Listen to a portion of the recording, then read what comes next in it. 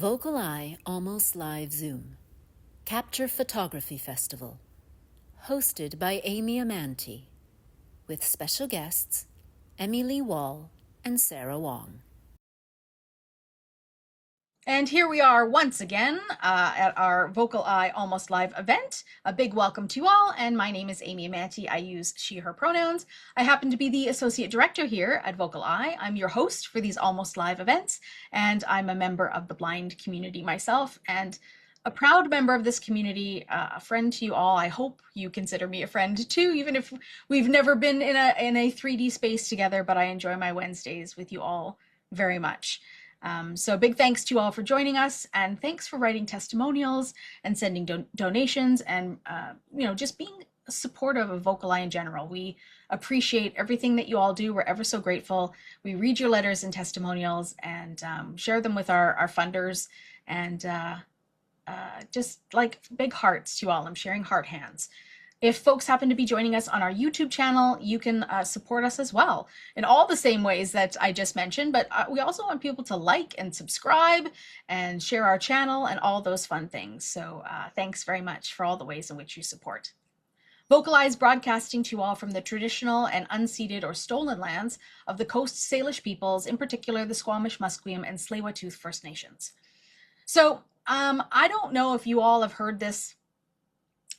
I don't want to call it a rumor, but inaccurate historical phrasing sentence that Indigenous peoples were afraid of photography because they thought that it might steal their soul.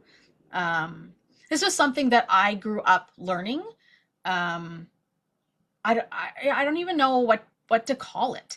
An old wives' tale. I don't know what to call it. So I thought that since we're doing something about photography tonight, that I would actually do a little bit of research on that particular conundrum, whether that was a true statement, whether that was a true belief at one time, where that came from. So I want to share with you a little bit of what I've learned in this short period of time, knowing that, of course, this concept, this context goes really, really deep. So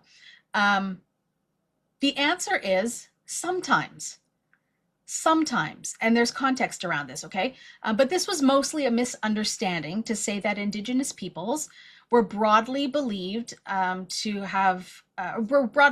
photography, air quotes, steals the spirit, end quotes. The reality is much more nuanced than that and varies widely across cultures. Where the idea comes from? Well, the idea comes from that photography was introduced in the 19th century, especially during a time where there was colonial expansion, and some Indigenous communities encountered photography through outsiders who already held a lot of power. So think explorers, missionaries, government agents. That context matters a lot. So in some cultures, there were existing beliefs about images, reflections, or representations being spiritually significant. Photography could be understood as capturing part of a person's essence, memory, or presence, not literally stealing a soul, but not neutral either. So when people expressed hesitation, it wasn't an irrational fear. It was often a reasonable cultural interpretation of a new technology. Why some people were cautious? Well, a few overlapping reasons for that. So spiritual frameworks include, some indigenous worldviews understand identity and relationship, are connected to land, ancestors, and spirit. An image might be seen as holding part of that presence, especially if taken without consent. So consent and control of photography was often imposed. People were photographed without permission. Images were used for anthropological study, for propaganda, or for stereotypes. Sacred objects, ceremonies, or regalia were documented inappropriately. So resistance was often about agency, not fear. Colonial harm, for example, photos were sometimes used in harmful ways. to categorize or rank people, think racist, air quotes, scientific photography, to document cultures as, quote, vanishing, to strip context and reinforce stereotypes. In that light, skepticism towards photography was completely justified. So important clarifications. It's inaccurate, in brackets, a bit of a stereotype to just say that Indigenous peoples believed cameras steal souls. That idea has been, one, overgeneralized, two, sometimes exaggerated or misinterpreted by non-Indigenous observers, and three, applied broadly to every diverse culture across continents. Some individuals or communities may have had beliefs about images and spirit, but there is no single universal Indigenous belief system. What's actually more accurate, a better way to understand it, is that some Indigenous peoples viewed photography as spiritually significant or powerful. Many were cautious because of context, nuance, misuse, and colonial context. Others embraced photography and even became photographers themselves, using it for self-representation and storytelling. A more grounded takeaway, instead of, quote, fear the camera, think more of a culturally informed and historically justified caution about how images capture, represent, and are used. So my research continues to go on to talk a little bit about some of the Indigenous folks in Canada that have actually sort of flipped the script, so to say, and have used photography in an empowerment way, but also have talked about photography in ways, for example, the Inuit, who share a lot about how their ceremonies were documented and put forth statements like, who has the right to capture this? And where will this image live? And who will see it? And these are all things that are very active still to this day, these questions around photography and certain ceremonial practices amongst some Indigenous cultures. So I will leave it at that, even though I could talk more about and share more about what I just shared with you. And I thought it was fascinating and relevant to photography. So today, on Wednesday, April the 8th, 2026, VocalEye is proud to offer you our Almost Live event number 212, the Capture Photography Festival. Highlights from the Capture Photography Festival of 2026, the Public Art Program. And I'm really excited to have our guests in the space. They join us every year. And so we've got Emmy and we've got Sarah both joining us back. So I'll get the two of them to introduce themselves because I have chatted enough. So let's bring Emmy and we'll bring Sarah into the space and we'll get some hellos and introductions. Hi, Amy. This is Emmy. There's Emmy. Hello, Emmy. And I know we've got Sarah. Hello, Sarah. Hello to you both. It's nice to be here. That was actually a really wonderful lead into perfect segue to Sarah's Describe tour tonight. I look forward to these tours every year. I'm a fledgling photographer. I have no background in taking photography, but many people in this space know that I have a solo show about blindness in photography. But the stuff that is in the Capture Photography Festival that you all bring to this space blows my mind. What can be done. It's not just about pointing and clicking a camera. There are so many things that can be done, and that just blows my mind. So Emmy, let's do some reintroductions because folks may be new to this space or new to Capture Photography Festival, new to you. So let's just start from scratch. Who are you? How do you know VocalEye? How are you related to the Capture Photography Festival? That's a big question, Amy. Thanks. I've been at Capture now since 2020. So my very first festival was actually during the pandemic, which was a lot of fun. And I used to work at the Vancouver Art Gallery. And this is actually a VocalEye Almost Live that's pretty exciting because I do really think some of the best parts of Capture are the public art projects. I'm Capture's executive director and chief curator, and yeah, it's such a nice, I just love the way you connect everybody in the preamble and the waiting room and all of that. So thank you, Amy, for hosting. Oh, thank you. That means a lot. 212. Can you believe it? I know, it's 200, amazing. 212 also blows my mind. Sarah, you want to do a reintroduction to this group? Thank you, Amy and Emmy. My name is Sarah Wang. I am the TD Assistant Curator of Sorry, Engagement. Sarah, we're having a little bit of trouble hearing you. You're a bit Okay. quiet, Sarah. Can you hear me now? Is it Ooh, Better, okay? yeah, better. Okay. Okay, great. Thank you. So my name is Sarah Wong. I am the TD Assistant Curator of Engagement at Capture.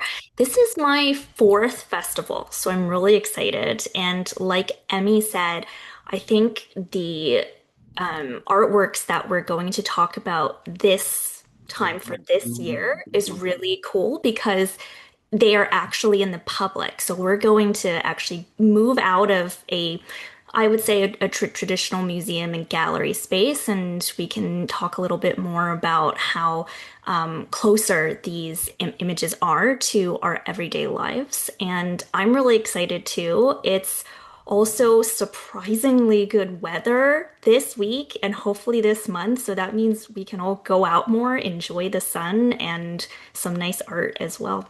Thanks, Amy. oh yeah, that's super cool. After having some serious rain, it's nice to have some sunshine. And I was talking to some folks earlier in Edmonton who just had another dump of snow. Um, so there are some places in Canada that are still having a heck of a lot of snow, and I'm sure some of our neighbors down south are still getting some snow too. So um, I'm happy to have these days of sunshine, to be honest. So let's yeah, first, Emmy, I'm curious about and you've probably had me ask you this several times, so but can you just share with us a little bit about your curatorial process? Because I'm sure you put like a call out for submissions, or maybe you don't. Maybe you just go looking for photographers. Maybe you go back to previous festivals and reach out to folks. Do you give them certain themes? Like what is that process like? I would say it's a bit of everything. I think it's kind of organic. So we do one public call out with a arts organization called Boom that has a really big international following. That's like a very big online footprint. And in that instance, you need no kind of specific art background. Anyone can apply, and that's juried by myself and Jeff Hamada, who runs Boom. So that's a really accessible way for anyone to participate in the festival. And then with selected exhibitions, oftentimes it's smaller galleries or artist run centers, but sometimes people do a pop-up show in like a coffee shop. Someone did a pop-up show in a shipping container in a van. So we really encourage kind of offbeat spaces, especially because it's so expensive in Vancouver to rent a space, and we just want to be as democratic as possible. And then, of course, there are curated projects that we're working on at Capture directly. And that's a kind of organic process of ongoing looking. So, sometimes I'm looking online, I'm doing research on websites with different galleries, but then also I might see an artist in my travels. Like last year, I went to Paris Photo, which is a photo fair that happens in Paris annually. And you come across a lot of emerging artists and artists that you don't get access to in Vancouver when you're looking there. I do studio visits, so when possible, I go and visit artists in person, or sometimes I go to local galleries and I'm looking at group shows or even solo exhibitions to see who's working on what. We also have a really good relationship with Emily Carr University that produces a lot of really young emerging artists, and sometimes some of those folks end up showing in Capture. So it's a myriad of ways that people connect with the festival. That's super cool. I love the idea that you don't have to have necessarily a specific art practice um, to have an opportunity to submit something.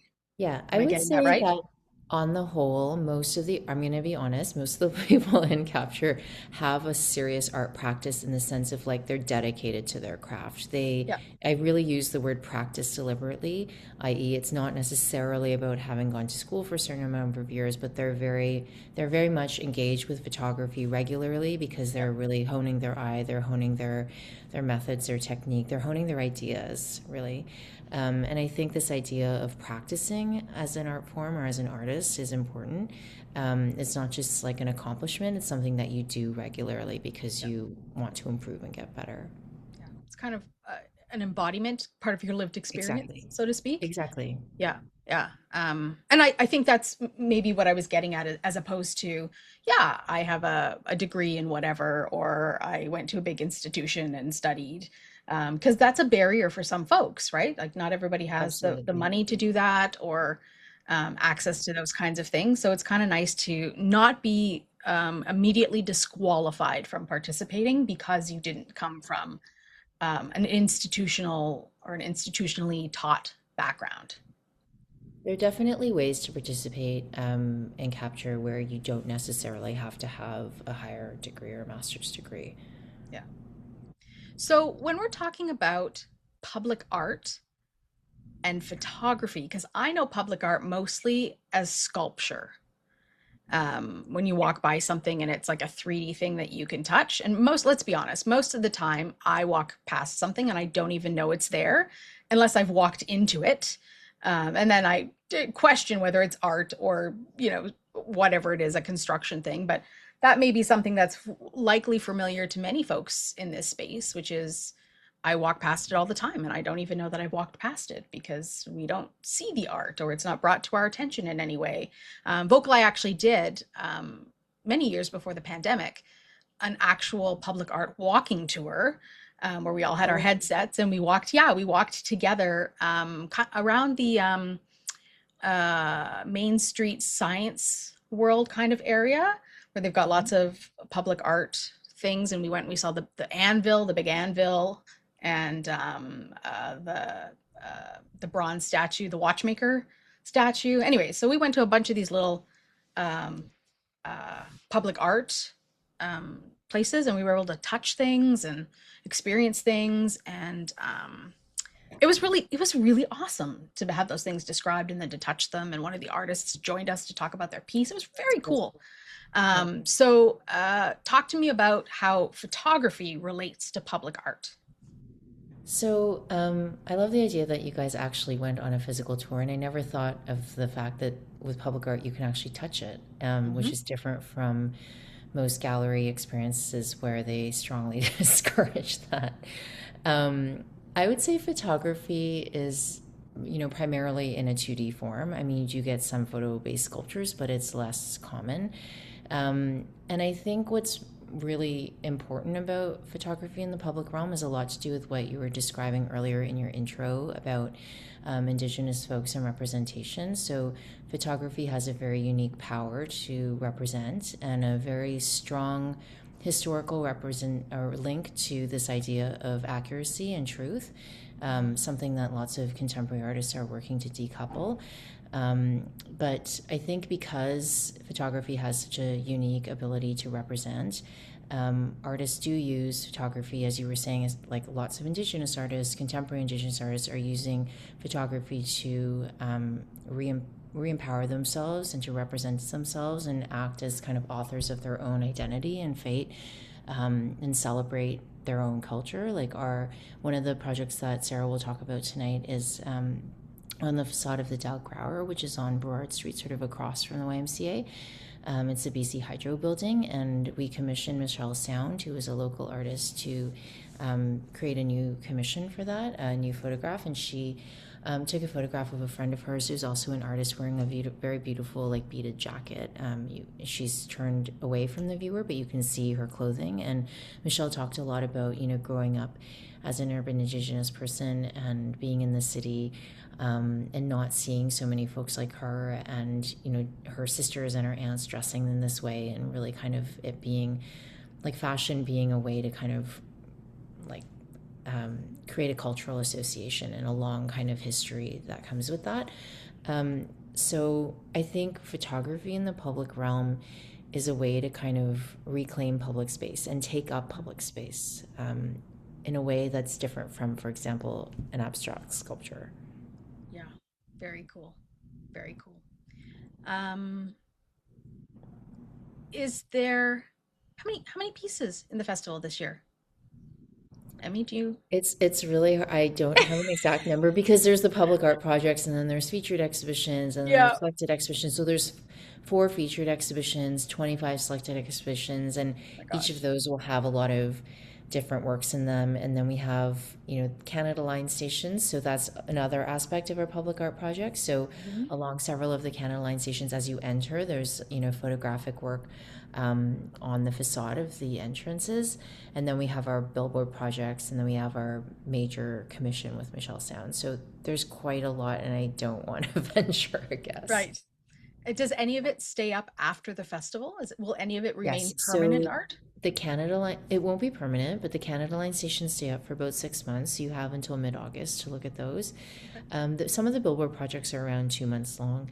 The Dal Grau project stays up for almost a full year, so until mid-March when we do the changeover. And some of the exhibitions run longer as well because we're working with larger institutions like the Vancouver Art Gallery or Polygon Gallery, and it's really expensive to mount a show. And so, Right. a 4 week period is a very short amount of time to like ship artworks in, frame them, mount them, put the work up, and then take it down. So lots of the larger institutions actually have shows up for around a 3 month period. Okay. And then what happens to the work once the shows are done? Once the So exhibitions are done? the public artwork is generally printed on vinyl, which is like when we use the projects you guys are going to talk about tonight are billboard projects. So it's actually an advertising material. It's like a vinyl material that's relatively inexpensive, which is sort of the beauty of these projects is you can put them up for printing one of these costs around $250 to $300. Of course, there's installation costs, but it's actually a relatively inexpensive way to produce something very large and at a reasonable quality. So that just comes down and gets destroyed. Artworks that go into exhibitions, typically they're on loan from collectors or the artists, and those typically just get shipped back to whoever owns the artwork. Right. Awesome. This is great. Emmy, are you sticking around with us for the duration, or are you taking off I'm at gonna some point? pop in. I'm gonna listen in a bit. Yeah. Okay. Awesome. All right. Well, I'm gonna turn my attention to Sarah to start us off with some photographs and some descriptions. How do we feel about that? Yeah? Yeah. Awesome. All right, Sarah. So, where do we want to start? How do you want to introduce us to the festival and the works that you brought? So, Emmy, thank you for that very comprehensive overview. And I think we're going to talk about a couple of things that Amy, even at the beginning of the show, you mentioned as well. So, I'm hoping for the folks who stick around for the entire tour, a couple of things just to keep in mind. Um, there is a very big sense to me in these works, these six works that we chose. There's a thread of disorientation. So we're going to talk about positions.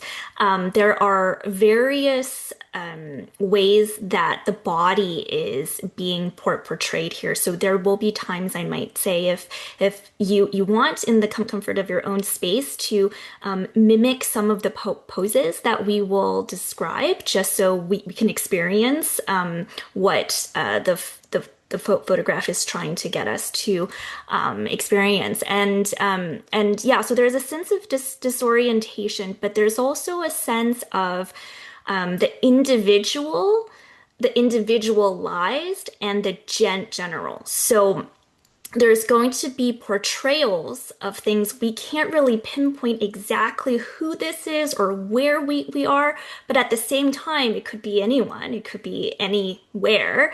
And then if we describe even more, we can get to the heart of exactly who this is, or maybe it is meant to be as anonymous or as anywhere as possible. So I think these are the common threads, but of course, we can discuss many other ideas as well.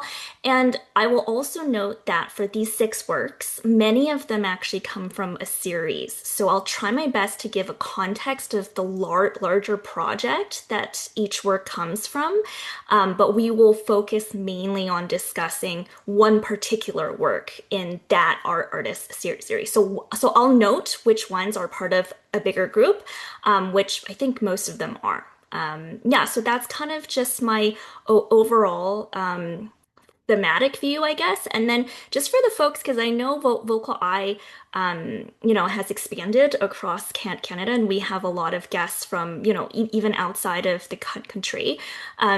Because this is public art, we will use a lot of language that might be easier to understand if you have lived experience in Vancouver. So just for right now, for anyone who has never been here or who's unfamiliar with this city, we will take you from the east side to the west side. So we will do our best to encompass as much of Vancouver as possible, because these projects that are public art projects are scattered across the city. So it's both a tour of the artwork and hopefully a little bit of the city as well. Awesome. Yeah. So I believe we have some slides that I think Rick will get up for us. And so, yeah, so this is our title slide. It is highlights. And as Amy and Emmy talked about, there are so many works. Just choosing 6 is kind of like, what's your favorite tea, or who's your favorite child? How can one choose, right? But we did our best. We have 6. So we'll get started with the first one. And that is just the next slide, please. And I have been practicing this artist name for a long time. So for anyone who is conversant or fluent in Norwegian, and if I am butchering the name, I apologize now. But I believe it is Torbjørn Rødland. And Torbjørn Rødland was born in Norway, but I believe he goes back and forth between Norway and the United States for his art practice. And I will just note the name of the work first before we get into the description, because the name actually has some important parts for us to remember. So the first part of the name of the work is called Public Bricolage, and I will explain what bricolage means in a second. And then the second part of the title says socks, shoes, and tail. So that kind of gives us a sense of the subject matter. But before I go into it, I just want to note, for those who don't know what the word bricolage means, it is a French word, and it kind of has a meaning of a DIY spirit. It's kind of a mishmash of using different readily available materials to create a new work or to create a new thing. And in this case, what we're looking at is an image that is in landscape, and we are in kind of a park stable area. So if anyone has experience with horses or equestrianism, this is basically an open field with some fencing for those who ride horses and who practice horse riding. So that's in our background. In our foreground, we are in kind of a dusty, grainy, sanded area, and we see 4 legs. So when I say 4 legs, and then I say stable, and then I say horse, I'm sure we're looking at a horse, and there is a horse, but then the horse kind of disappears. So the front 2 legs are horse legs, and we're looking at the bottom half of the leg. So if a horse has knees, let's say, we're looking at the knees down to the horse feet, the hooves. And then we're looking at the front legs. And then we would expect there would be hind legs. There would be 2 legs at the back as well. And there would be some distance, maybe 1.5 meters to 2 meters, because the torso of a horse is quite long. But there is no torso, because maybe just 50 centimeters behind, so 0.5 meter behind the front legs, we have 2 hind legs that are obviously human. So we have 2 legs again in front, horse legs, and then we have 2 legs in the back, human legs, and then we have a tassel of hair that falls to the bottom of the hind legs. We don't know if it's the tail of the horse, or it could just be a long ponytail of the individual whose legs we see as well. Now, both sets of legs, I want us to imagine that the weight of the horse and the individual is shifted to one side of their body. So in the horse's body, it is shifted to its right side. So the right hoof is firmly planted on the ground. It is flat. The left hoof is kind of on tippy toes. It's almost like a curtsy. And then sorry. It reminds me of like being on point like a ballerina. Yes, exactly. And I'm going to be really honest with you. The first time I experienced this work, I felt very uncomfortable because I know for dancers, it's beautiful to dance like that, but it is so painful, right? To be on your tippy toes. They have like specific shoes just to help folks dance on their tippy toes and not break, let's say, a bone. So, yeah, so the horse's left leg is pointed and it's basically on tippy toes. It is the same for the human legs in the immediate back. So the individual has put all of their weight on their right leg, right foot, which is planted firmly on the ground, just like the horse. And then the individual's left foot is lifted, so it's hinging on the heel. And also, it feels like it is doing a curtsy. So in art historical terms, there's a term, an Italian word called the contrapposto, which means that we are shifting weight from one side of the body, and we can mostly tell it through the hips and the legs, because obviously one leg will be straight and firmly planted on the ground. The other leg could be lifted, could be on point, on tippy toes.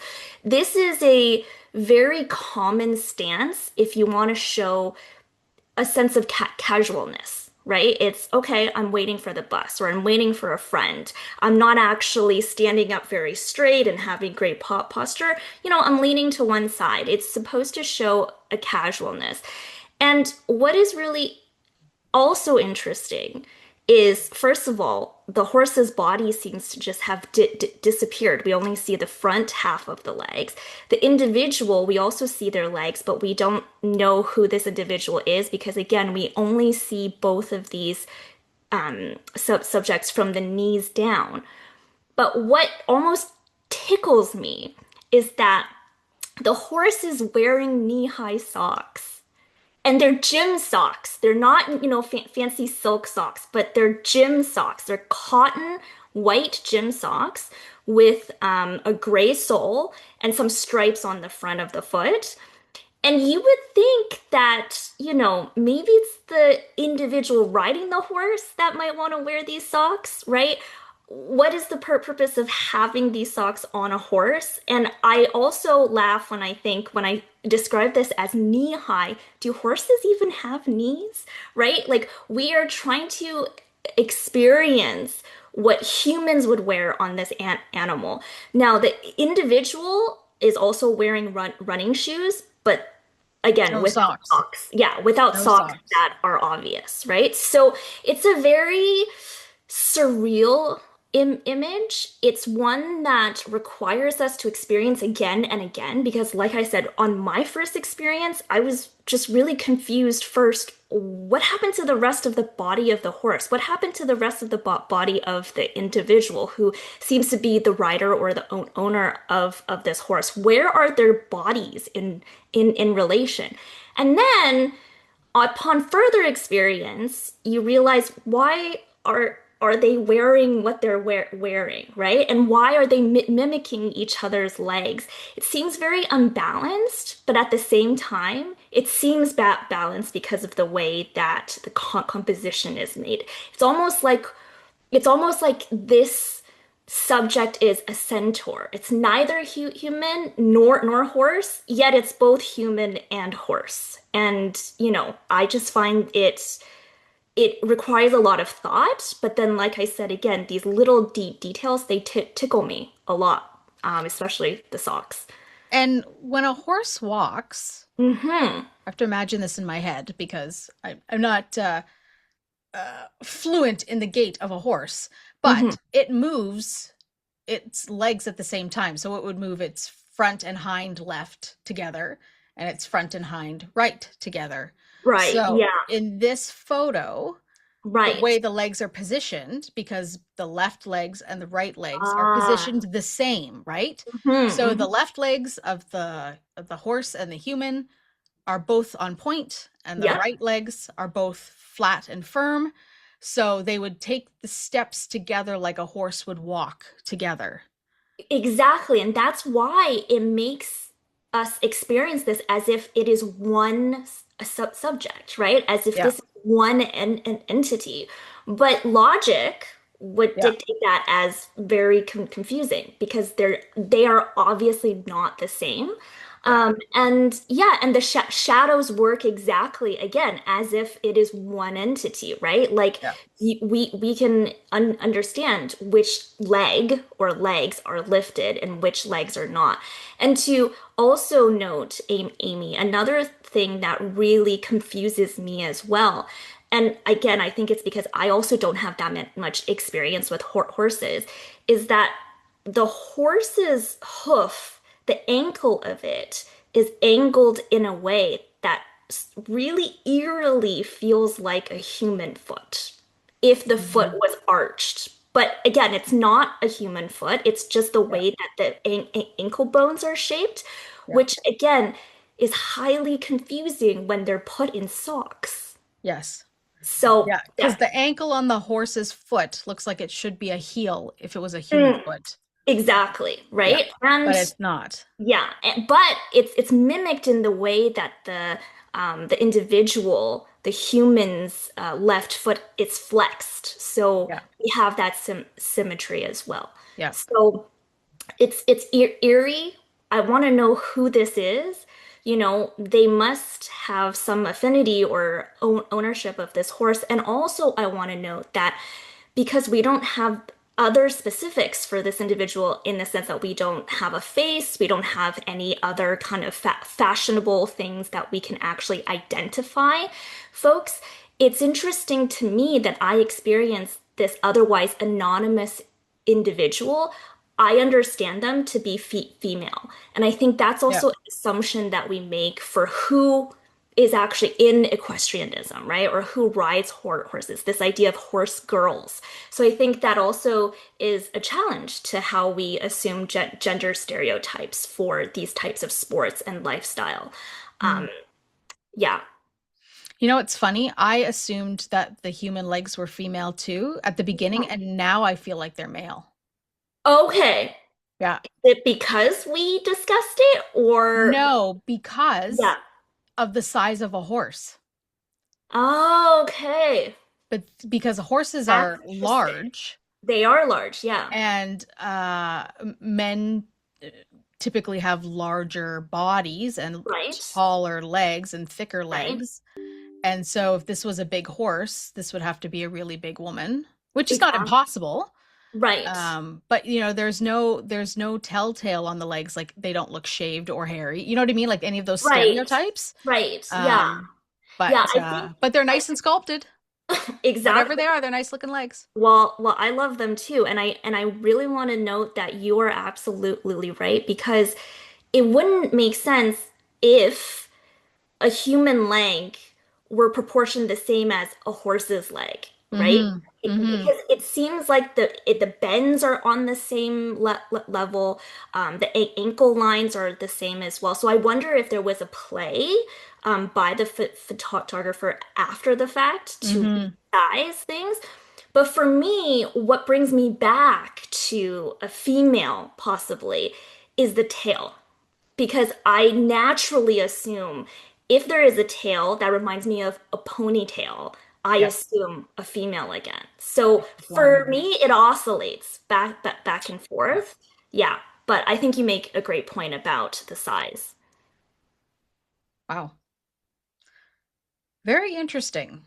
And Yeah. yet so like at first glance, I bet sighted people walk by this kind of thing all the time and go, yeah, whatever.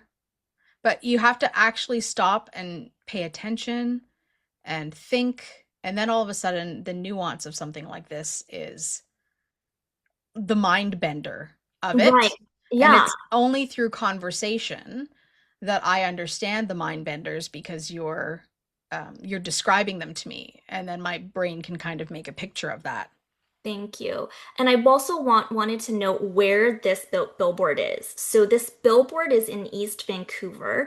It is at a neighborhood called Fraserhood, I think. And I want to say I drove past, but to be honest with you, I don't know how to drive. So I was in a car that drove past, and this is, I would say, just behind a strip mall. So it's actually very, very easy to miss. Hmm. And I think it would be really much better experienced, I think, on foot, because one can actually stop and, and experience the space as well. But I can't, I mean, like what you said, right? Like it would really force one to stop and to contemplate the composition of it. Hmm. And I think its position in within that strip mall corner is very interesting as well. But it's beautiful. It only forces me to ask more questions, which I think is what good art does, right? Yeah. Sarah, I noticed something popping up in the chat, and I thought maybe you could just read it out. Okay, yes. Let me open it on my end. Sorry, it That's is okay.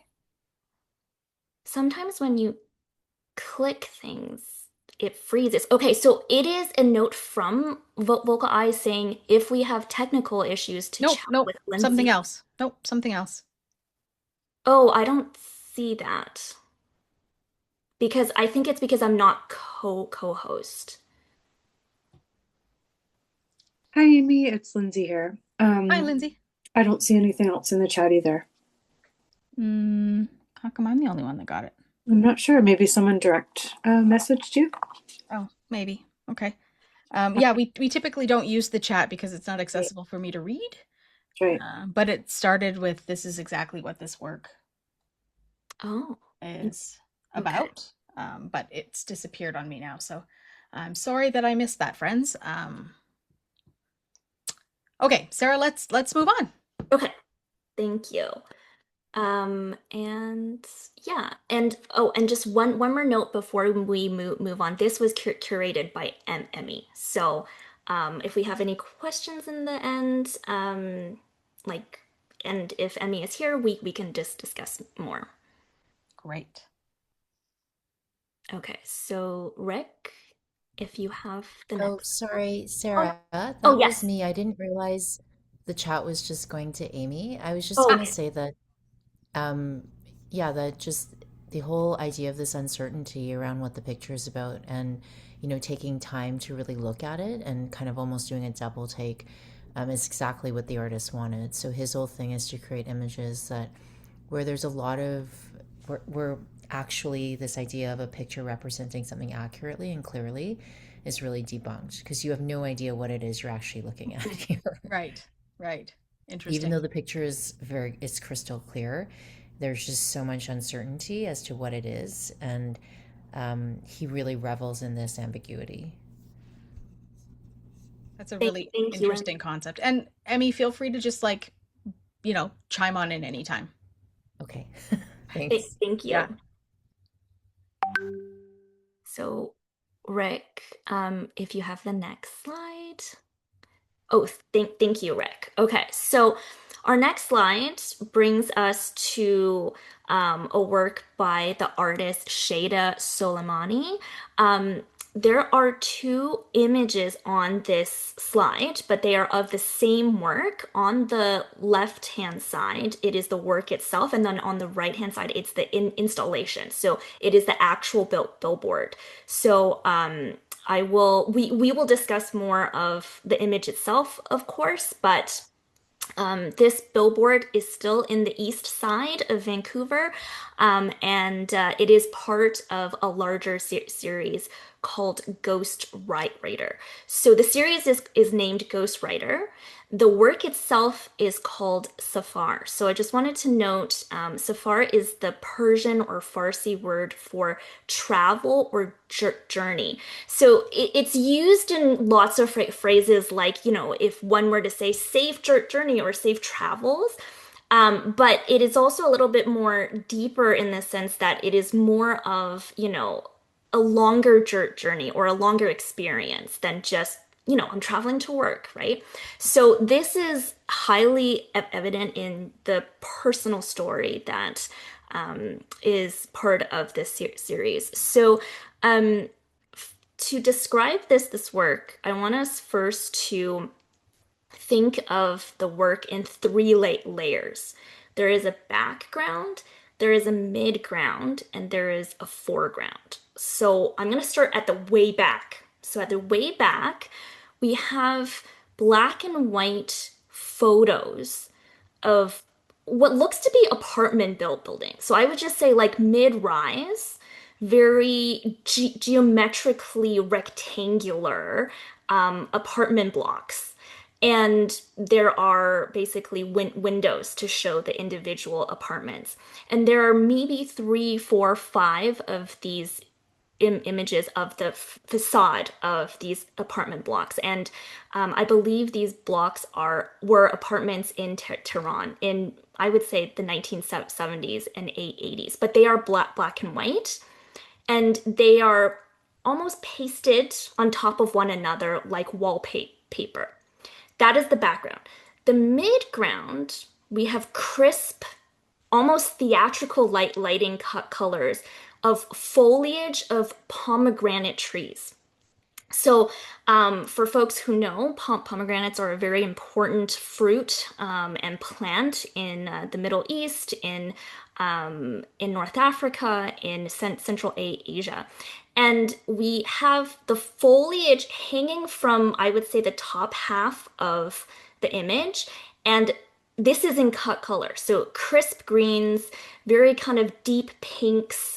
And we have 2 pomegranate fruits. One is obviously full and ripe. The other one is so ripe that it has actually split open. So the arils or the seeds inside are fresh out in the open. What's interesting is that this is obviously a separate layer, but seems to have sent shadows back onto the background of the black and white images of the apartment blocks. So the facade of the apartment blocks, we actually have the shadows of trees, maybe not the actual trees in the midground, but of trees that were otherwise in the photograph of the apartment blocks. So those are your background, your midground.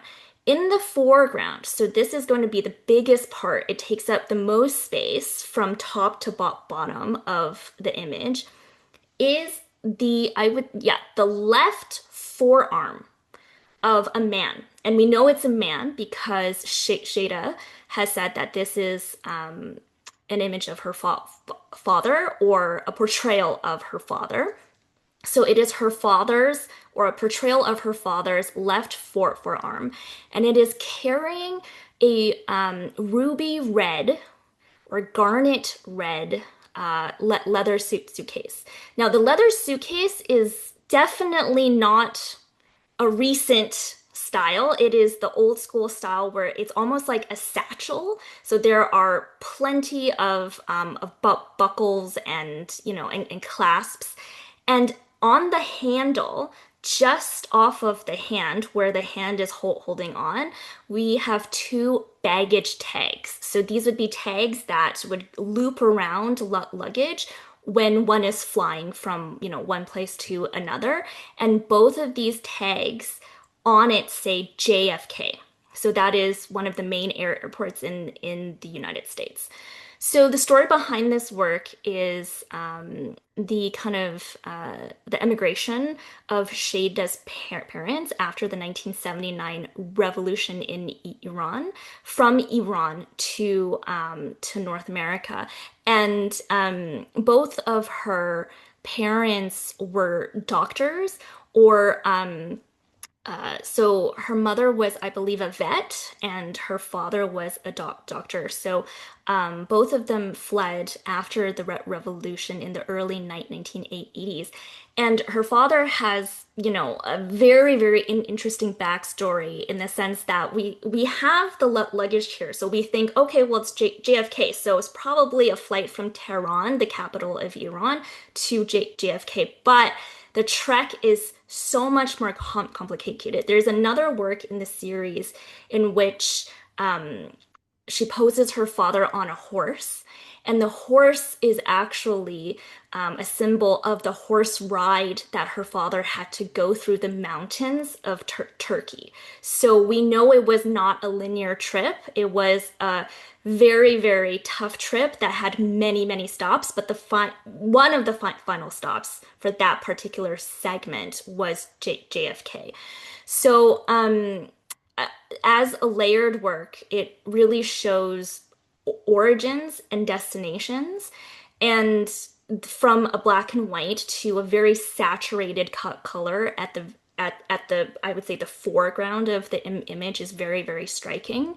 And obviously, not to go into politics too much, is very, very important as what we are experiencing recently with the unrest and the war in Iran as well. This is a very, very potent, multi-generational story that many folks share, especially the Persian community here in Vancouver is a very large community as well.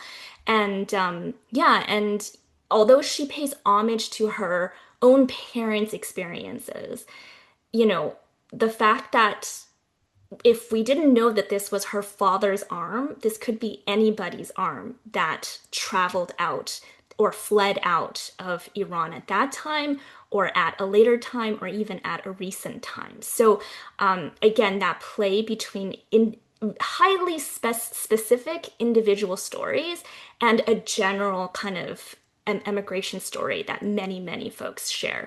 And again, on the right, the image is the actual installation view of the work. It is in East Vancouver on a pretty large street that cuts from kind of like the north east to the southeast of Vancouver. It's called Clark Drive, I think. And what's interesting is that this is one of the few works that we have here in this tour that is in portrait view. So many of the works will be oriented in a landscape format. This is in a portrait format. So we're more looking at it from top down. But yeah, that is my initial description. Yeah, that's great, Sarah. I wonder if Rick can zoom in. Do these slides allow us to zoom in? For those of us with low vision, it's maybe a little bit hard to see. Yeah, there's Uh, quite a bit of detail here. You're right. yeah, so if we can maybe zoom in on this picture on the left-hand side.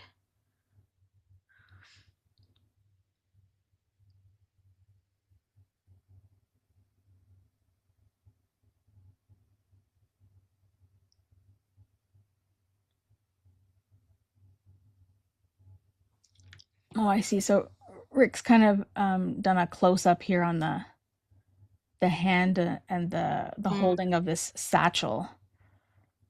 Yes, and Amy, can I add another point here Mm. as the satchel is being highlighted here is what's interesting about a satchel is that there is a sense of lifting it and putting it down that we don't actually get with those wheeled luggages that we pull. And I think it really reminds us again of how non-linear her father and her mother's trips were, in the sense that it wasn't just I lift my bags, I get on my plane, and boom, I'm in JFK. It was I got my bags, I stopped in Turkey first, right? I put them down, I got on a horse, and I stopped at another stop. It is a journey that has many, many destinations. So thinking about that clasp, that top clasp, how many times it was dragged up and put down, dragged up and put down, really begs us to ask, for an immigrant, for a refugee, for anyone who has to move or flee voluntarily, involuntarily, when do you actually get there? When do you actually arrive? And I think it's so poignant that the luggage tags, obviously in this image, are still tied to those bags. There are some things that, sorry, yes. Yeah, they're tied. And they're also like weathered and Mm-hmm. old and degraded, Mm-hmm. in a way that says to me that they've been through some stuff Yeah. on the journey. So is the bag. Yep. This bag wasn't delicately put anywhere. It's been tossed, it's been dragged, it's been it's been not delicately cared for, Mm-hmm. as we would maybe our expensive piece of Hayes luggage or whatever, right? Yes. Yeah. And I think about what's in the bag, Yeah. right? Like this is either, and maybe two things are correct at the same time, right? What's in the bag is the essential stuff you need Mm-hmm. to, get the heck out of Dodge, or it's like the baggage of your life, Yeah. literally the baggage Yeah. And that you carry with you. yeah, and Amy, you're so right in this sense, because recently I've been talking with a lot of friends and colleagues who are Iranian, of the diaspora. I've always asked them, do you still have family? Like, do you still have ties? Every single person has not only said, yes, I have a mother there, or I have an aunt there, but they also say, I have an apartment there. Yeah. Right? Like I have like clothes in a wardrobe there that, has been there for a decade, that, sure, when I go back, I wear them, but I never actually brought them over. Yeah. And I think with the layering here is that there are, as you say, certain amount of things that can fit in a finite container. But these memories, this longing, right? Especially if you are forced to leave a place that you were not ready to leave yourself, like how do you contain them? Right? So you're absolutely right. But I also want to note that, as we say, this piece of luggage definitely has been scratched, has been like, like the red has been like almost worn off on some areas. For some reason, I can't stop thinking about how gentle her father's hand is lifting that clasp. It's not squeezing, right? It doesn't seem like he's in such a rush. There's almost a tender way that he lifts all of that up. And I really, really appreciate that, because, I don't think at any time when we're leaving a place, again, forced leaving, that we have time to think of, how graceful our movements are, or how beautiful we hold things. But here, I really, really find that there is a tender way that these material goods are being held and moved, right? So I really like that part of the composition as well. Yeah, that's an interesting point. I would have said proud. Proud, yeah, Yeah, I would have said yeah, proud, because I would think at this point in the foreground there is an arrival yep, in what I assume is Canada. yeah, Um and that gentleness may be proud to be here, proud of who they are, a sense of safety and security. And maybe if we wanted to be like, really introspective of this, red's the Canadian color. I don't know.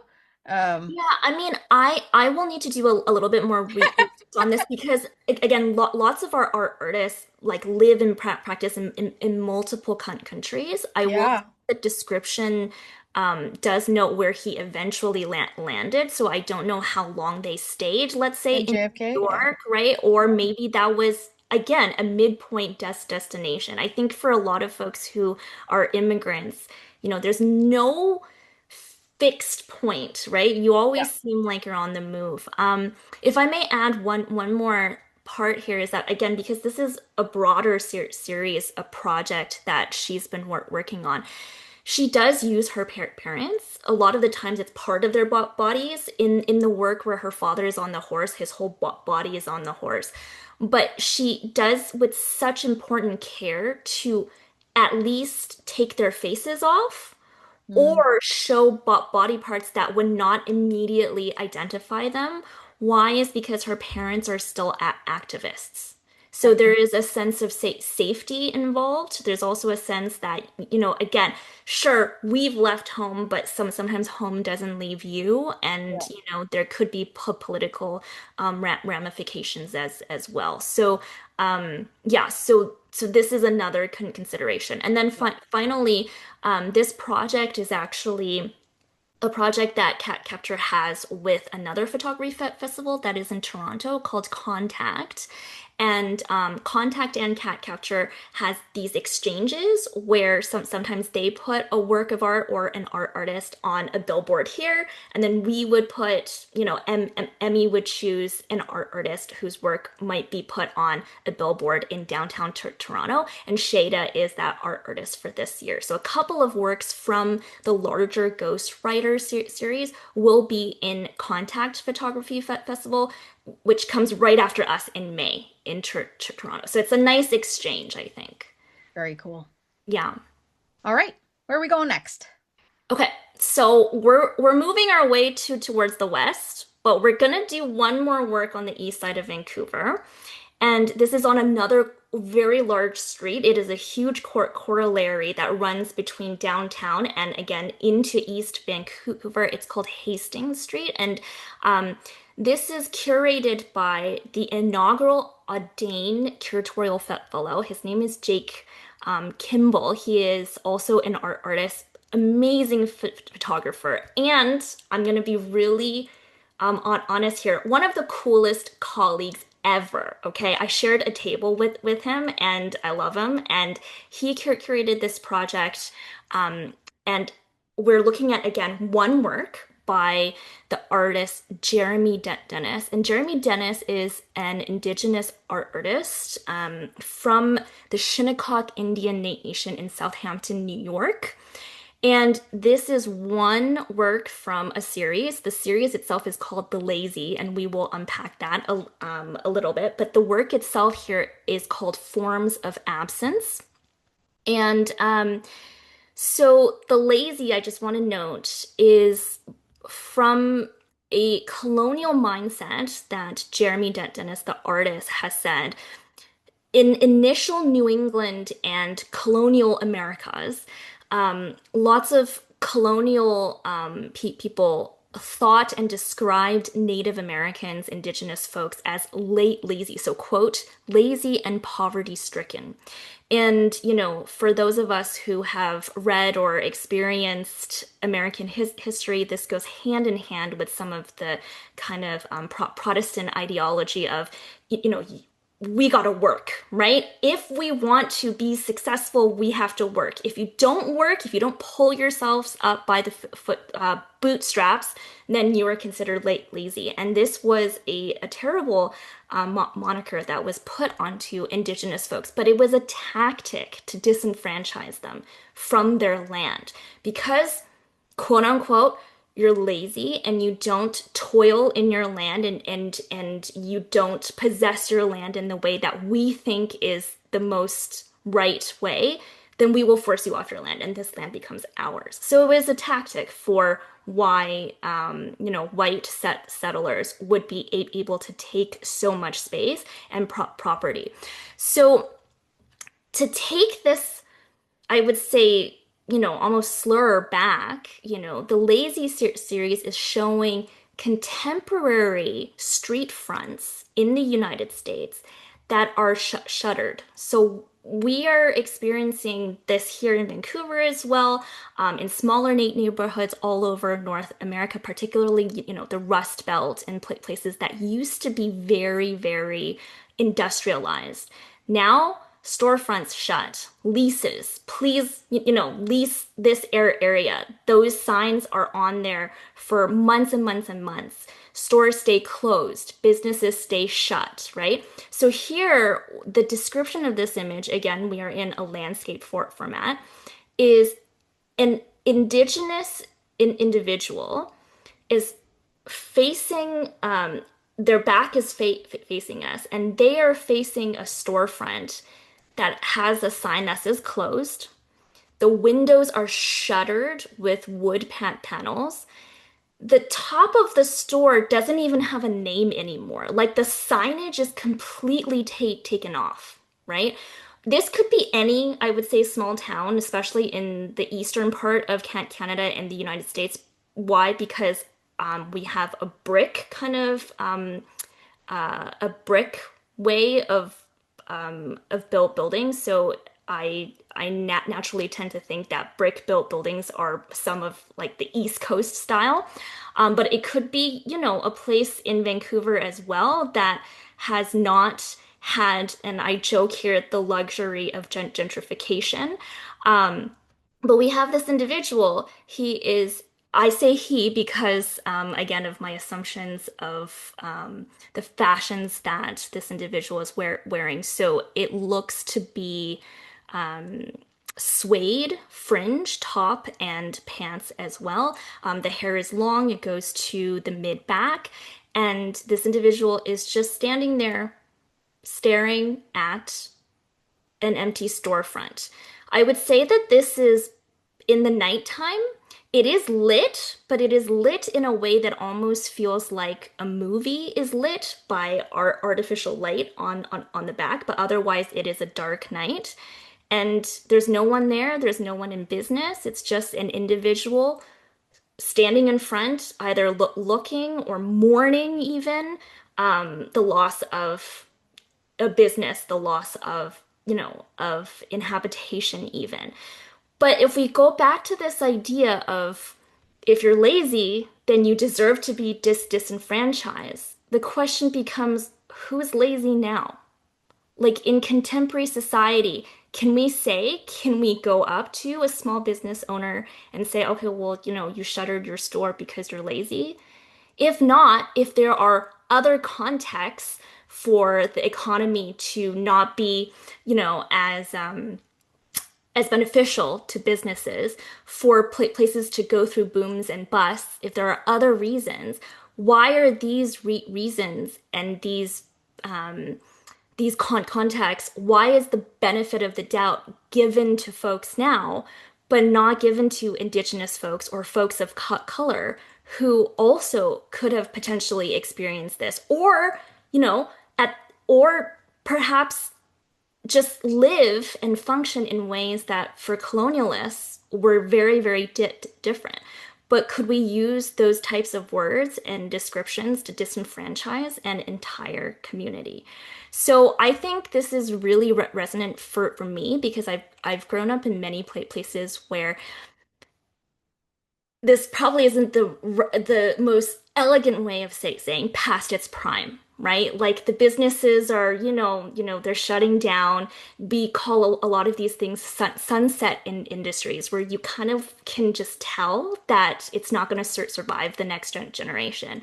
But this kind of sense of blame is not given to any of the folks now. But I think what Jeremy Dennis, the artist, is trying to say here is, where was that consideration for us? And for contemporary Indigenous folks who see land that is sitting empty, that was taken away from them generations ago, and obviously not being utilized to what colonial power say is the most efficient way, what happens to that land now? Like who owns that land now? What is the most efficient way to use that land now? So when I experience this work, I constantly ask myself, what is this individual standing there thinking? Are they mourning? Are they, Schadenfreude, kind of happy to, to experience, another form of erasure? Or is there another kind of sense of community that can be built despite these places sitting empty? So it's a hard piece to just describe. It's very theatrical. It almost feels like a movie still. There feels like there is a larger story here, but yeah, but this individual is upright and also proud, I think, but I feel like there's more of a narrative here. Yeah, for sure. Part of me even wonders, I mean, I understand all of the things that you just shared, but maybe it's even more personal for this individual. Hmm. Maybe the store was theirs. Maybe the store, I mean, it Right. doesn't connect to laziness in the same way, Yeah. except that if it's like a self-deprecating way Hmm. of looking at things, like an internalized, air quotes, like internalized ableism, internalized laziness. Maybe it's like, the world told me I was lazy and this is what happened. That kind of perspective as somebody, looks at their own life and contemplates, was it true? Were they right? Or, I mean, context is everything, and those are the Yeah. things that we're missing. To some extent, is like what's going on in this person's head. Right. You know, Yeah. um, Yeah. maybe this person is looking at this thinking, "What can I do with this empty space?" Yeah, or how can I help, or how can I Yeah. make things better? But I think, yeah, and I think Amy, the what I would hope, and I think this is where the artist feels as well, is that no matter who we call lazy or deem lazy, it doesn't do anyone good, right? Like when we put these expectations, and these are, for our American friends, I'm sure they know because they've been, conditioned in this way since early education. Like on entrepreneurial spirit in industry, right? Mm. To make things, to do things, to constantly produce things. This is part of their kind of lifeline and blood almost. And if you don't, if you can't, if you're unable to, or even if you decide not to, then what happens to you? Are you just disenfranchised or discarded by society, especially a society that does not actually have a large social net, right? So I feel like this is almost a universal kind of concern Mm. that the artist has. But yeah, but for me, I would love to know more about the story, right? It's again that idea that we can read some things, but it just leaves us with more questions. And yeah, and the storefront itself is also feels like a character here as well. It's not just the backdrop.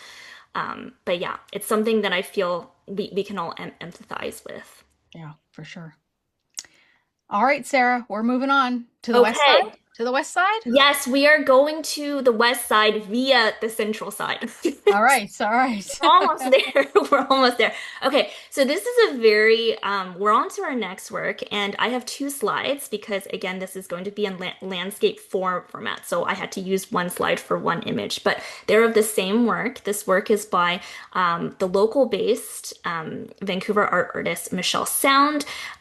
She is indigenous of Métis descent and also of I believe one of her parents, her mother is from the Wapsipipi Swan River First Nation in Treaty 8 territory in northern Alberta. Um, so the work here, the name is called Wherever You Are, and hopefully we can keep that in mind as well. And we have an indigenous individual, but we do not have the full body like what we had in the past work. We only have half a body, and that is the top half. So from the head to, I would say, the top of the hips. This individual is facing away from us. So we only have the individual's back as reference, and the individual is facing a pink brick wall. It's a very washed out pink. It's probably even salmon. Again, the lighting here is quite I would say artificial in the sense that it's moderate rate, it's modulated by the artist, so the pink is very washed out. But the individual The body position, if anybody in the audience wants to try to do this with me, is if we just move our arms and hands up to our right side, almost as if we're playing a flute. But there's no flute in our hands, right? The position is like we're playing a flute. But what is in our hands, or what is in this person's hands, is it's the right side braid. So this individual's hairstyle, two long braids. The left braid is hanging straight on the back, and the individual is finishing up braiding the right side. So the braid is almost done. I'm imagining, a couple more turns, and then the elastic band goes on, and then the braid is dropped back down onto the back. So we are kind of mid action. So there is an action potential here. But sorry, Sarah, how long are these braids? I would say the braids will go down to the upper hips, so almost the entire back. So I would say, based on how tall this individual is, probably like 75 centimeters. Oh no, the length is, what you gave is fine. That's why it's so long. So the arms have to be extended far out from the body. Yeah, as they're finishing the braid. Yeah. Right, exactly. Okay. So we have what we could consider the braids to be perpendicular to each other. It's almost a 90-degree angle with the head in the center. And then the individual is wearing, again, I believe it's a suede jacket. The jacket is beautifully made because there's embroidery around the cuffs of the sleeves, as well as the top panel on the upper back. And they seem to be flowers. So in blues and reds and oranges and pinks. And then underneath the upper back panel, we have a row of fringe. So the row of fringe, to me, it's almost it's symmetrical almost to the braids, in the sense of that we have like movement, like wind. It would sway back and forth like the braids would. And then for accessories, this individual has orange dangling earrings and some kind of large rocks as large stone rings on both of their hands, I believe. So I say an individual because upon our first reading, we have to be as generalized as possible, because other than the jacket and the hands, we don't really have a sense of exactly who this is because they are turned away from us. But the artist tells us exactly who this is, and it is another artist, and another Indigenous local-based artist. Her name is Zoe Cardinal Siri. And she was one of the models of this. It's a larger series of work, but this particular work was commissioned, so created for Capture Photography Festival. And where this is, so I said it was in downtown, so the center of Vancouver, but it is on the facade, so it's not a billboard. It's on the side of a glass wall that is part of the building called the Dalgrauer substation. Now, what a substation is, and I did not know this until a couple of years ago, is it is a center that powers electricity for most of the community, right? So it is plastered, I would say, or like put on the facade. So when you walk by Burrard Street, which is again one of the largest streets in downtown Vancouver, we can experience this very, very large work. This is the entirety of the facade of that building. And what I really like of this work is the potential action. Is when we're experiencing this work, we know that the braid is almost done, and we can almost anticipate that the hands will let go, and then the braid would fall, and it would also move the fringe a bit as well. What's also interesting is, again, we said this could be just any wall, right? This could be anywhere. This could be anyone and anywhere, but specifically speaking, if you know Vancouver well, this pink wall is the outside wall of the Chinese restaurant called Pink Pearl in East Vancouver.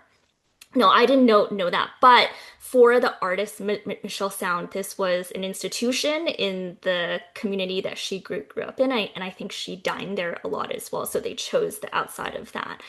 And this work goes back to this idea of individual experience, of anonymized experience, but of being able to read this image more so we know exactly who the individual is. And I believe, like Michelle Sound, Zoe was also an individual whose family was based in Alberta who moved here. And this talks a lot about the movement of Indigenous or urban folks from one place to another, and how they carry a sense of home, of individuality on their backs, right? Like on what they wear, on their experiences, back and forth through time and through space. There is a great essay that the Indigenous writer Jessica Johns wrote for us about this. And this is what she says: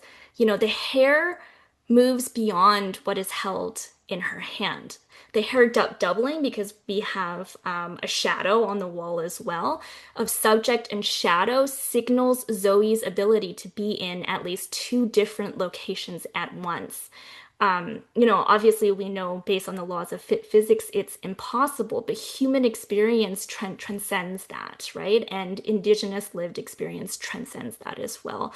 So it is a beautiful work, and I want to note that Burrard Street is mostly known for its kind of commercialized and financial parts of downtown Vancouver, and this work really punctuates that space and makes it a lot more thoughtful and personal to a very, I would say, impersonal downtown space, right? Like we move so fast. I need to buy that shirt and just leave, or I need to walk to my office and just leave. And this is really a work that grabs our attention. Yeah, it's a very cool piece, and one of the things I really like about it, and I would it's only because you're explaining it and sharing it, and because it's on a screen that I can bring right in front of my face. Like if it's on a wall, a lot of folks say, "Oh, if it's bigger, it'll be easier for you to see," which is like absolutely not the truth. I would never be able to recognize this as a piece of artwork, but in a close image like this that I can zoom in on, I recognize textures more than anything else. So that's really kind of enticing for me. I'm recognizing where we are with time, Sarah. So yes. how do we finish up with our last couple of images here? Well, we are actually going to move to the west side of Vancouver. Okay. And I'm really excited. So just before we move, this is the installation view. So again, the outside of this building is vast. It's glass, and in the smack dab center, it is installed in pieces. So it's almost like a mosaic because the windows are panels. But for anyone who is in Vancouver, I highly recommend visiting this. It's very accessible, and again, it's beautiful. So this is the installation view. Yeah, and Rick, if we can move to the next slide. Okay, so I'm really excited because this is my favorite, so I'll do my best to not linger, but this is, I think, our only work that has no humans in it. And I cannot believe that this is my favorite. Why? Because this is a portrait of Asphalt. Now, Asphalt is not the most exciting thing in life, but I've learned so much about it when I was researching this, so I love it. So this is a work in a series. It's called Fragile Monuments. It's by the Switzerland-based architect and artist Sami Farra. And this work in particular is called Asphalt Sculpture. This is the only other work, the image that we are going to experience in portrait view. So this is, I would say, a slab. It's a photograph of a slab of asphalt. But I want us to think asphalt is different than concrete, because concrete can actually remind us of things that can stand up, like a concrete pillar, right? A concrete building. Asphalt, in my experience, has always been poured. So asphalt is always the ground. It's always lying flat. But this image of asphalt is almost like a diamond shard. It's almost like, a column, a pyramid even, that is standing upright. So first, again, that idea of disorientation. Asphalt is supposed to be beneath our feet. It's not supposed to be something we confront head on. Now, if it stopped there, then that was fine.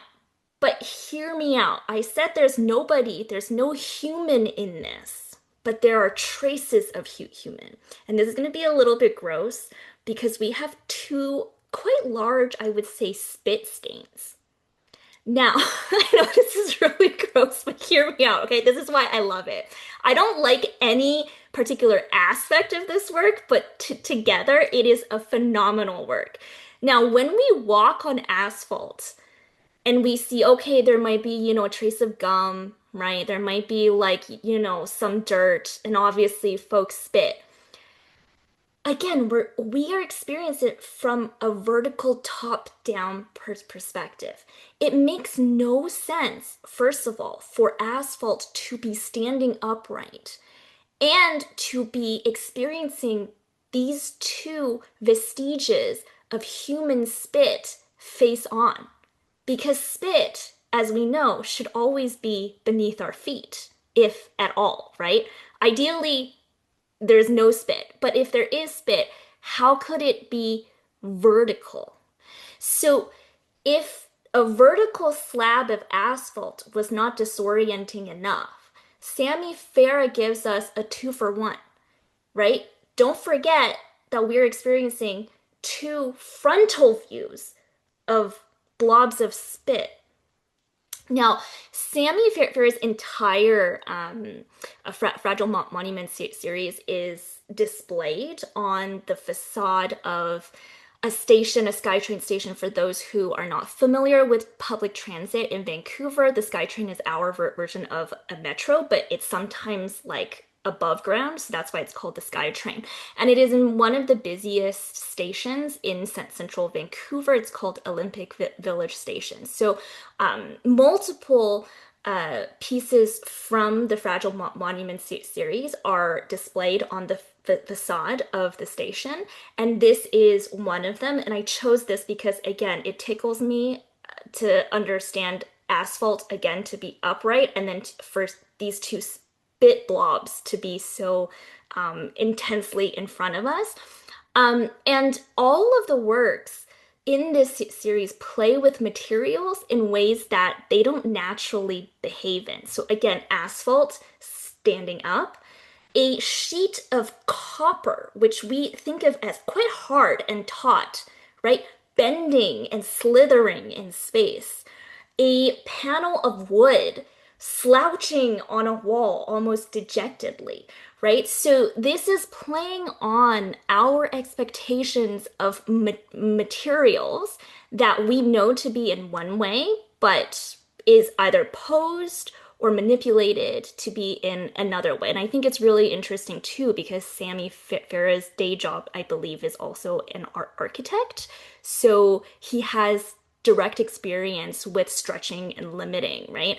These materials and their ways of being. But this one I love. It's a monument. It disorients me. It disgusts me in ways as well. But it is, it's testing our understanding of shape, right, and physics. I would not have known that that was any of those things that you just said. Not asphalt, not spit, not nothing. It's just a rock. Yeah, exactly. It's a very confusing rock. And I go through that SkyTrain station all the time, and I'm wondering like where it is at that SkyTrain station.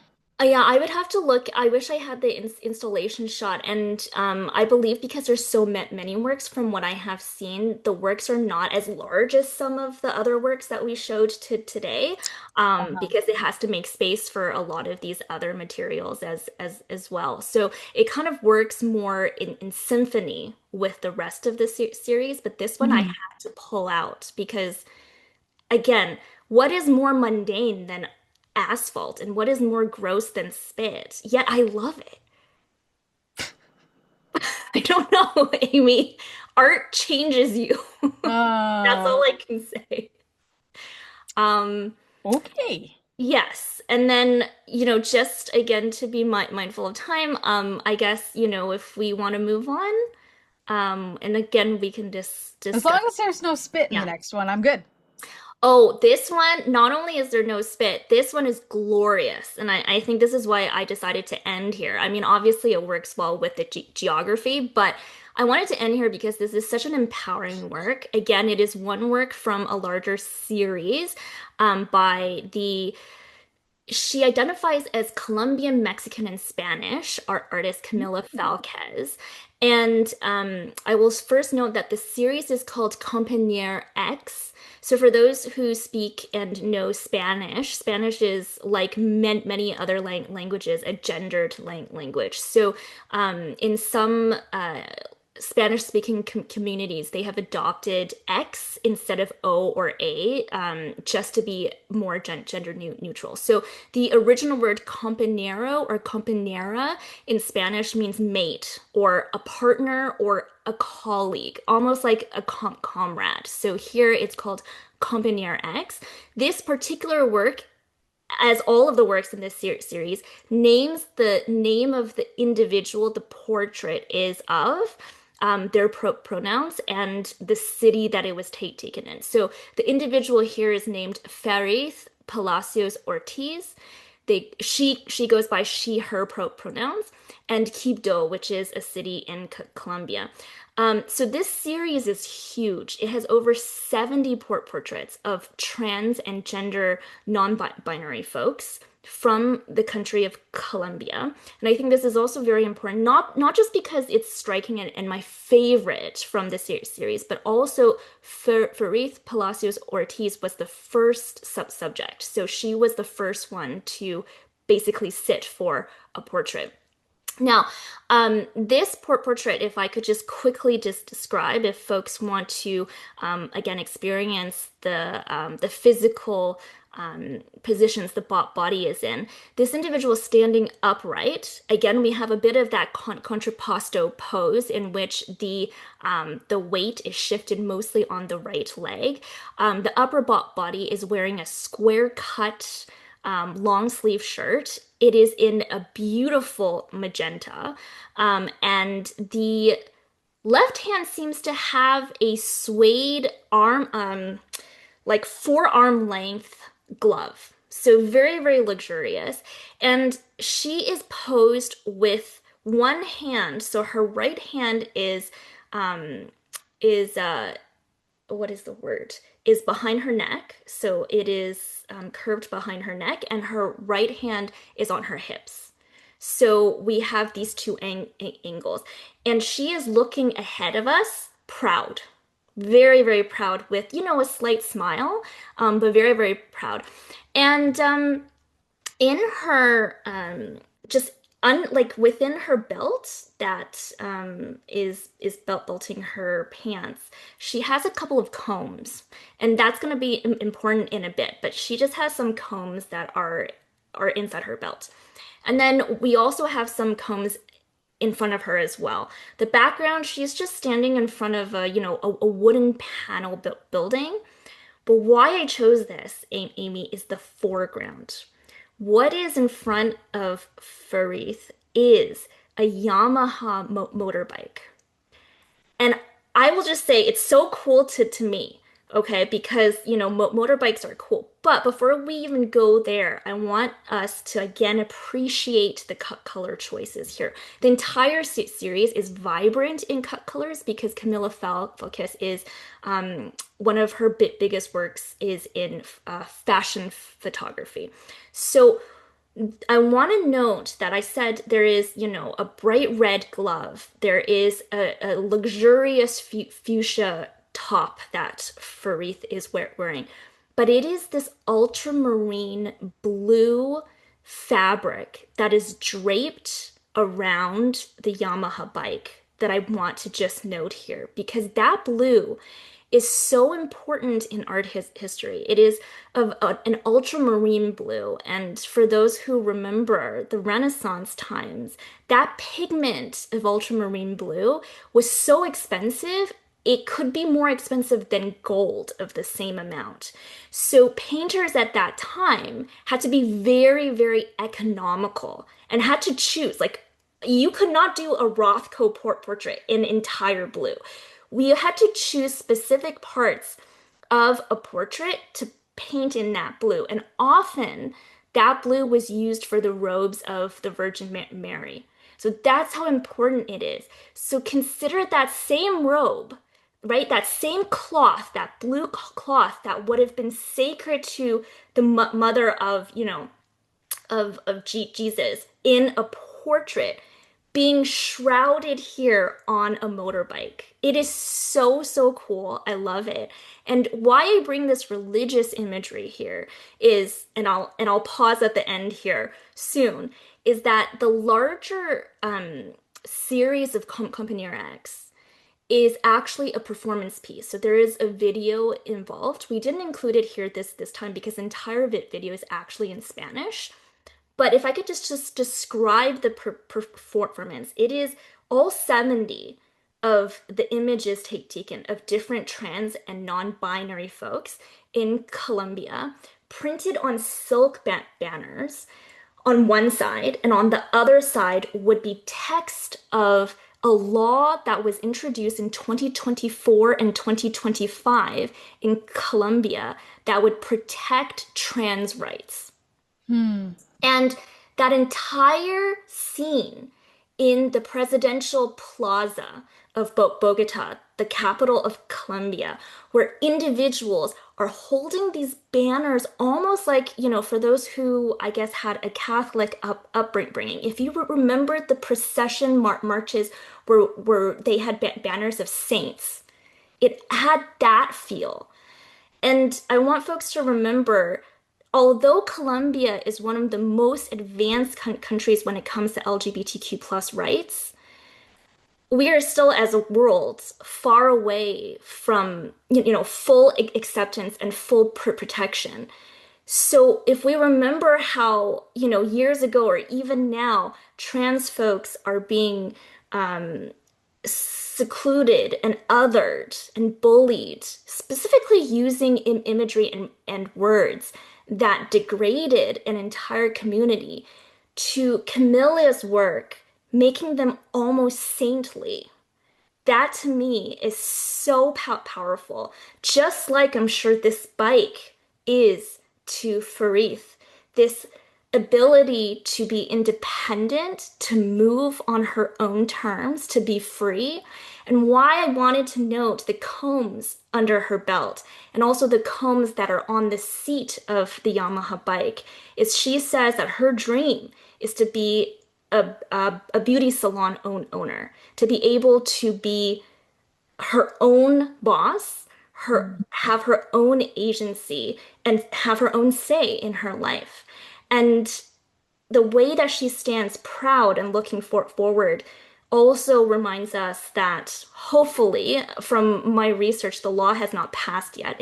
It was only introduced fully in their Congress the last year, but hopefully brings an entire community forward. So I love this piece.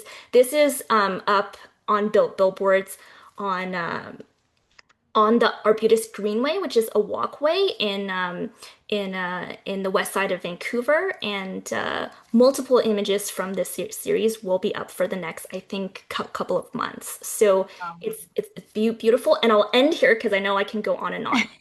Yeah, but I love this work. I love it so much. That's really fascinating, Sarah. It's nice to see artwork like this through somebody else's lens. Mm-hmm. because it just sparks conversation, and I think it's so important that art does that, right? It allows Yeah. us to have conversations with folks. It allows us to have opinions, and uh, I mean, if we can't talk about art, then I mean, we don't appreciate or witness or observe, or none of this happens in a silo. At least I hope it doesn't. Yeah, It's supposed to I agree. happen. Yeah, it's supposed to happen in conjunction with other people. So I appreciate that. Thank you. Um, I know that there may be some folks who have some questions or some thoughts or anything. So I want to make sure that folks know that if you have questions or thoughts or anything like that, that you are most welcome to come on in and share those. And of course, if Emmy is still with us, um, I don't know if she is or not, but also welcome to come back in. I can't read my participants list fast Oh, enough. yeah, let me see here if I have. I think She probably would have piped in by now if she was still here. yes, But I think she's around. She said that she would be listening. So, I do want to know what you originally said, Amy, across all of these years when we bring Capture Photography Festival mm, here, that, photography feels like it's such a fast experience, especially mhm, when we take a photograph, right? Like now we just live in a world where we just click and shoot, that we can get so much context and stories out of it really forces me to ask how much thought these artists had to have put in these, oh, in these yeah, compositions before they even click, yeah, right? So that to me is incredible and yeah, an honor to be able to experience. yeah. And one of the things that um, that you share in some of these pieces is the different way that these images get layered. And Hmm. I remember the first time that you came to the space with the capture photography um, pieces, and I too was thinking, oh well, it's just a point and click thing. It even boggled my mind when people would take photographs, a point and click, and then they would go in and they would, like, enhance the colors and things like Yeah. that. Because to me, I was like, what? That's not photography. It's got to be like a raw image. And there are so Yeah. many things that you can do with the raw image that are artistic. And it's not like a cheat, right? It's just a different way Right. of Yeah. presenting or changing the medium into a different type of art form, or I don't know.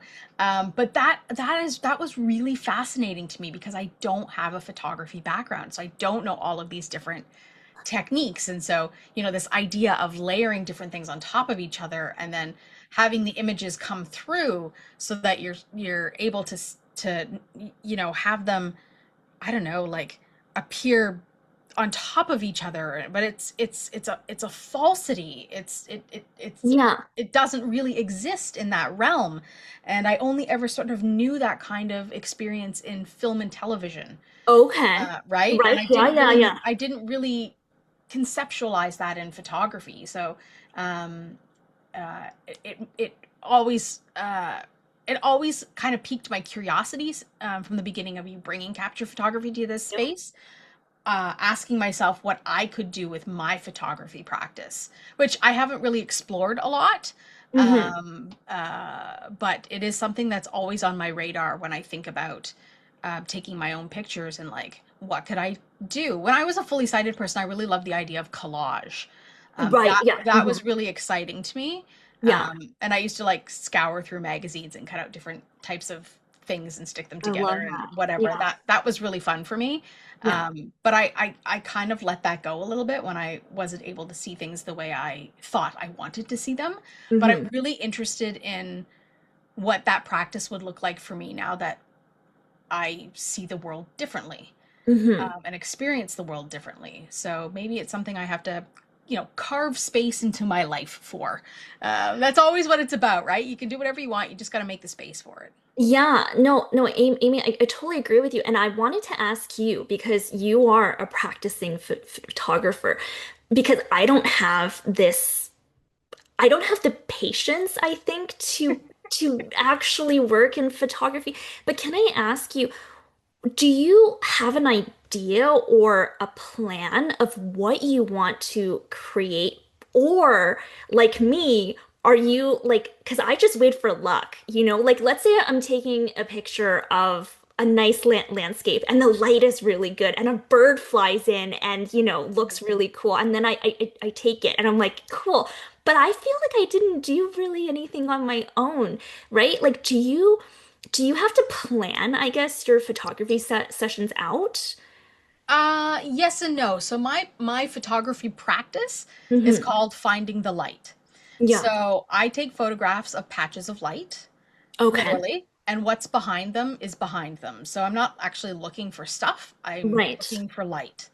And so whatever's there is there. Uh, but the continuation of this practice, um, for me, is about getting.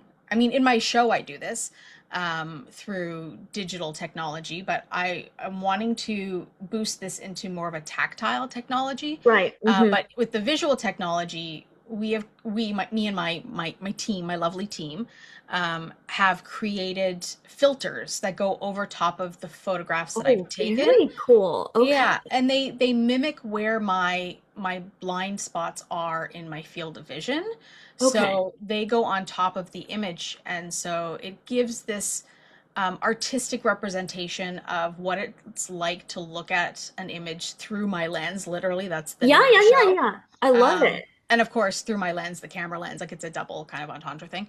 Of course, But yeah. my dream is kind of to have an exhibition where I would display the raw image, because Hmm. none of them are like changed in any way, but the raw image, and then the image beside it that has the filter on top of it, so that Okay. folks are able to experience both. But Right. then to have the tactile version Yeah.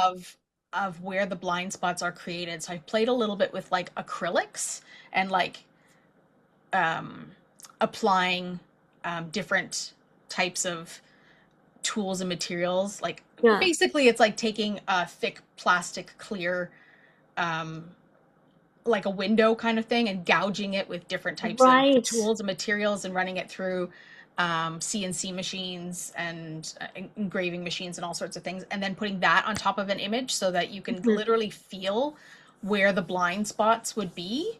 Hmm. And so through that, you wouldn't necessarily know what the picture was underneath. However, you would get an idea of like how much of the picture is obscured by blind spots Right. and Okay. all the different textures, right? Like some of them are fuzzy, some of them are like chunks missing, some of them are. So that's kind of the idea of where Okay. I would want to go with this. But that could also look like it could look like layering. It could look like a collage. It could be like a layer of Right. fuzz in between a Right. layer of photo. So it's all an experiment, and my friends at Grunt Gallery have been helping me Nice. do some of Yeah. this stuff. So yeah, it's a fun ride. So I just want to say, like, as, an art appreciator, I love, love, love the ta tactile part of it mhm, because for me, and again, this is probably just my own stereotypes of photography, it's so flat. Like, of course, we yeah, can describe it more, right? But like yeah, in its nature, it's so flat that, that any way to experience texture is just to me incredible. So I will be first in line. So yeah. so you need to let me know when that's done. Oh, my further dream of this is to Yeah. actually have people step inside like a bubble gallery Okay. and have the image come up, and then have people like it's not a fully fledged thought, but have people be prompted by questions, Hmm. so that they're describing the image in various ways. But let's say, you know, I don't know, if somebody were to say, you're inside of this image. What do you smell? And they might say, Oh, I nice. smell, I don't know, freshly cut grass. And all of a Hmm. sudden that smell comes Yeah. into the space, or I feel the sun on my cheeks and all of a sudden you Yeah. feel the warmth, you know? I Um, love it. I mean, it's a big idea for, my little brain, and, it's a big grant I'd have to Right. write. And Right. probably would take years and years and years to put together, but Step by step, right? And it's step by step. Yeah. yeah, and I would love to be, there to experience it. And Amy, can I just make one more shout out because you at the beginning when you and Lindsay were speaking, I had my camera off. So but now I want to just know I lit up when you both described the Museum of Bad Gifts. It is incredible because if I knew this earlier because I didn't even know that there was a museum for things like that. Nobody knows. Yeah. I wanted to actually bring up another work of art on the Kent Canada Line station. It's at the very last station of the Kent Canada Line, known as Richmond Brick House. It would have worked so well. It is images of cakes with piping on them that would, say what we really wanted to say to the recipient. And these cakes were actually given to the recipients. So I wonder if those would be considered bad gifts because the wording would be things like, you snore, or I broke your ceramic knife and I threw it away. This is Keely O'Brien. Keely O'Brien. Yeah.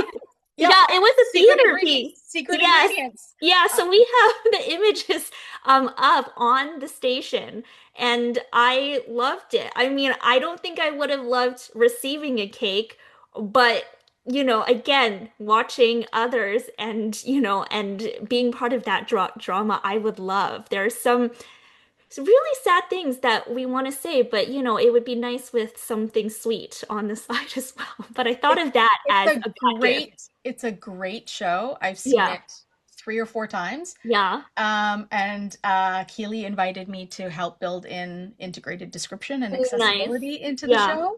Yeah. And Keely feeds you cake. Yeah. So there's actual cake. Actually feeds you cake during the show. And Keely's going to be on the Describers Cafe April, whatever the last Friday of April is, April 24th. Okay. Yeah, so she's going to share her experience with secret ingredients and building an integrated description. Yeah, she's a lovely human. I will take it back then. That is not a bad gift. That is a great gift. Okay, never mind. My segue was wrong. I'm glad you brought it up. That's delightful. You know what is a bad gift? And I will just say this as I was surfing Facebook Marketplace earlier today.